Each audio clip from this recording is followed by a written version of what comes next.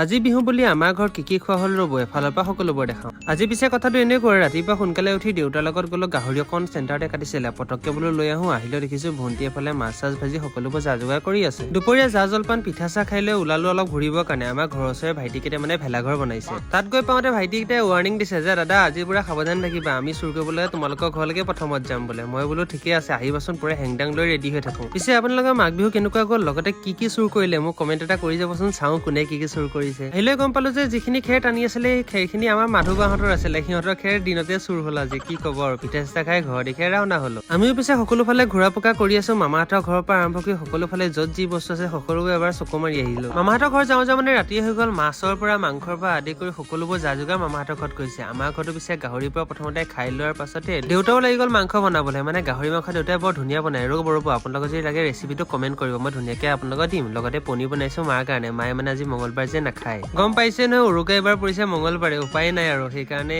নিৰামিষ। লগতে আমিতো খাওঁ আৰু ৰাতি হ'ল যিহেতু সকলোৱে মিলজুলি এসাঁজ খালো পৰিয়ালটোৰ সৈতে। সঁচাই দেউতাই মাংস একদম ফাৰ্ষ্ট ক্লাছ বনাইছিলে কিন্তু দেই। কেতিয়াবা দিব লাগিব পহৰা, মানে মাজে মাজে আহি চাই থাকিব লাগিব, নহলে কোন তলকত কোনে কি উঠালি যাব গমেই নাপাবি। গম পাইছ নাই? সন্তোষে আকৌ দেখিছে নাই চাইকেলখন 3D লগত লগাই দিলে একেবাৰে, কোনো খুলিবই নোৱাৰিব। এতিয়া আমি একদম ৰখি আছো চোৰৰ কাৰণে। লগতে সিহঁতে কৈছে নহয় দাদা যদি নাযাওঁ নাক কাটি দিবা। আমাৰ ঘৰ চুৰ হ'ল নাই আৰু চুৰ ধৰা পেলালো নাই, কেনেকে সকলোবোৰ কৰিলো সেইটো গম পাব নেক্সট পাৰ্টত।